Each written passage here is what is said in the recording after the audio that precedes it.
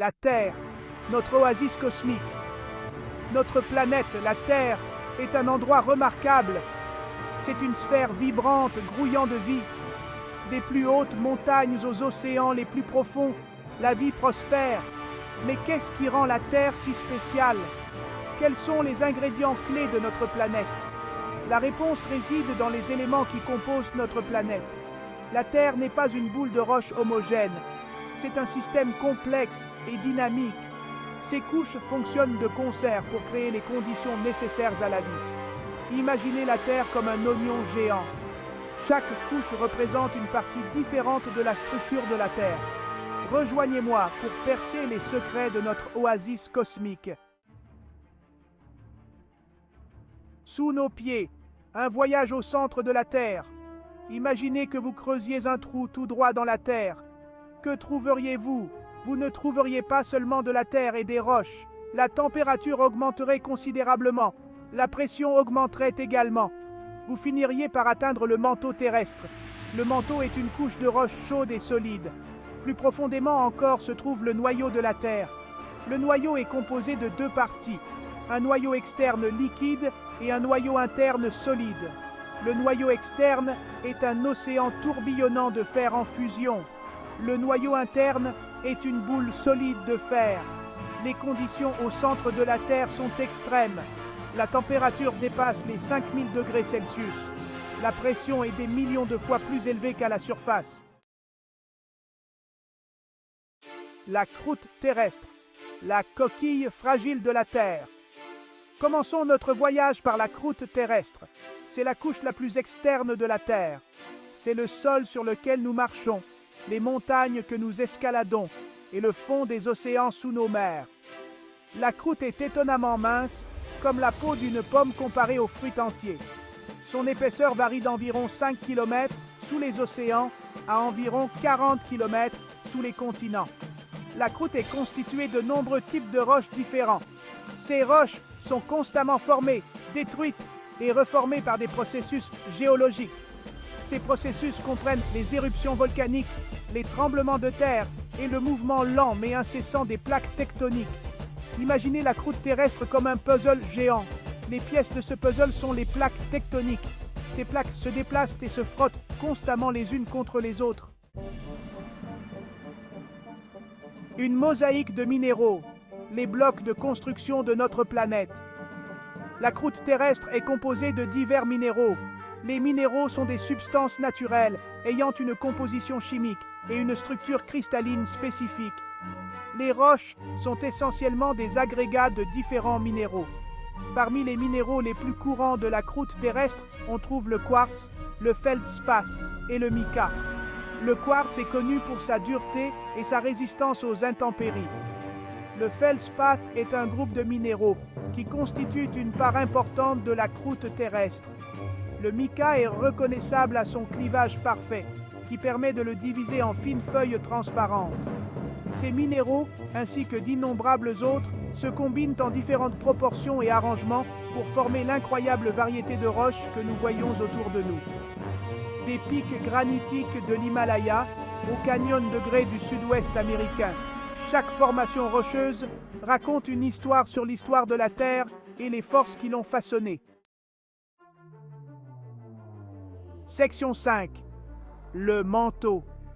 Un océan de roches en fusion. Sous la croûte terrestre se trouve le manteau. Le manteau est beaucoup plus épais que la croûte, représentant la majeure partie du volume de la Terre. Il s'étend jusqu'à une profondeur d'environ 2900 km. Contrairement à la croûte solide, le manteau se comporte comme un fluide très visqueux à l'échelle des temps géologiques. Imaginez un sirop épais et chaud qui coule et s'agite lentement. C'est à peu près ainsi que se comporte le manteau. Le manteau est composé de roches chaudes et denses qui sont soumises à une pression immense. La température dans le manteau augmente avec la profondeur, atteignant jusqu'à 4000 degrés Celsius près du noyau. Malgré la chaleur intense, les roches du manteau ne sont pas en fusion au sens traditionnel du terme. Elles existent plutôt dans un état de plasticité. Cela signifie qu'elles peuvent s'écouler très lentement sur des millions d'années. Section 6. La tectonique des plaques. Un puzzle planétaire. Le manteau joue un rôle crucial dans la tectonique des plaques. La tectonique des plaques est la théorie qui explique le mouvement des plaques lithosphériques de la Terre. La lithosphère est la partie externe rigide de la Terre, constituée de la croûte et de la partie supérieure du manteau. Elle est divisée en plusieurs grandes plaques qui se déplacent lentement à la surface de la Terre.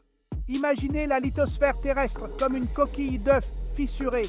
Les morceaux de la coquille représentent les plaques tectoniques et le blanc d'œuf en dessous représente le manteau. La chaleur de l'intérieur de la Terre crée des courants de convection dans le manteau. Ces courants de convection sont comme les courants dans une casserole d'eau bouillante. Le mouvement de ces courants de convection entraîne les plaques tectoniques avec eux. Ce mouvement est responsable des tremblements de terre, des volcans et de la formation des chaînes de montagnes. Section 7. Le noyau de la Terre. Un mystère révélé. Sous le manteau se trouve le noyau de la Terre. Pendant des siècles, la composition et la structure du noyau terrestre sont restées un mystère. Cependant, grâce à l'étude des ondes sismiques générées par les tremblements de terre, les scientifiques ont pu percer certains de ces secrets. Les ondes sismiques sont comme des ondes sonores géantes qui traversent la Terre. En analysant la façon dont ces ondes se propagent à l'intérieur de la Terre, les scientifiques peuvent déduire les propriétés des différentes couches. Le noyau de la Terre est divisé en deux régions distinctes, le noyau externe et le noyau interne. Section 8. Le noyau externe. Une dynamo liquide.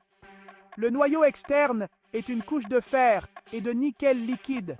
Il a une épaisseur d'environ 2200 km et bouillonne à des températures comprises entre 4000 et 5000 degrés Celsius. Le métal liquide du noyau externe est en mouvement constant. Ce mouvement est dû à la rotation de la Terre et à la chaleur qui s'échappe du noyau interne. Le mouvement du fer liquide dans le noyau externe génère des courants électriques. Ces courants électriques, à leur tour, génèrent un champ magnétique qui s'étend loin dans l'espace. Ce champ magnétique, appelé magnétosphère terrestre, agit comme un bouclier protecteur, déviant les radiations nocives du Soleil et du vent solaire. Section 9. Le noyau interne, une boule de fer solide. Au centre de la Terre se trouve le noyau interne. Il s'agit d'une boule solide de fer et de nickel d'environ, ici, 200 km d'épaisseur. Malgré sa température extrêmement élevée, estimée à plus de 5000 degrés Celsius, le noyau interne est solide. Cela est dû à la pression immense qui règne au centre de la Terre, qui est plus de 3 millions de fois supérieure à celle de la surface. Le noyau interne est en croissance constante à mesure que la Terre se refroidit. Le fer en fusion du noyau externe se cristallise lentement à la surface du noyau interne à un rythme d'environ 0,5 mm par an. Le noyau interne joue un rôle crucial dans la génération du champ magnétique terrestre. La chaleur qui s'échappe du noyau interne alimente les courants de convection dans le noyau externe, qui à leur tour génèrent les courants électriques responsables du champ magnétique. Section 10. Notre atmosphère, une couverture d'air. Notre planète est entourée d'une fine couche de gaz vital que nous appelons l'atmosphère. L'atmosphère fait partie intégrante de la Terre et joue un rôle essentiel dans la régulation de la température, la protection contre les rayonnements nocifs et la formation des phénomènes météorologiques. Elle est composée de plusieurs couches, chacune ayant ses propres caractéristiques. La troposphère, la couche la plus basse, est le lieu où se produisent les phénomènes météorologiques. Au-dessus se trouve la stratosphère, qui abrite la couche d'ozone qui nous protège des rayons ultraviolets nocifs. Plus haut encore se trouve la mésosphère, la thermosphère et l'exosphère, qui se fondent progressivement dans le vide spatial. Notre atmosphère est un équilibre délicat de gaz, principalement de l'azote et de l'oxygène, avec des traces d'autres éléments. Ce mélange est essentiel à la vie telle que nous la connaissons, nous permettant de respirer, nous protégeant de l'hostilité de l'espace et créant les conditions de notre climat. Section 11. L'équilibre fragile de la Terre.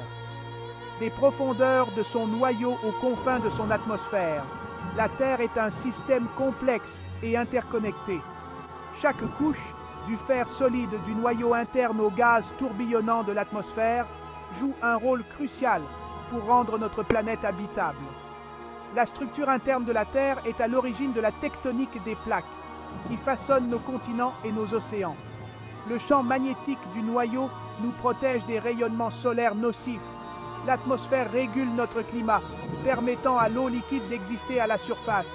Cet équilibre délicat des forces a permis à la vie de prospérer sur Terre pendant des milliards d'années. C'est un témoignage du fonctionnement complexe de notre planète et un rappel de l'importance de comprendre et de protéger notre oasis cosmique.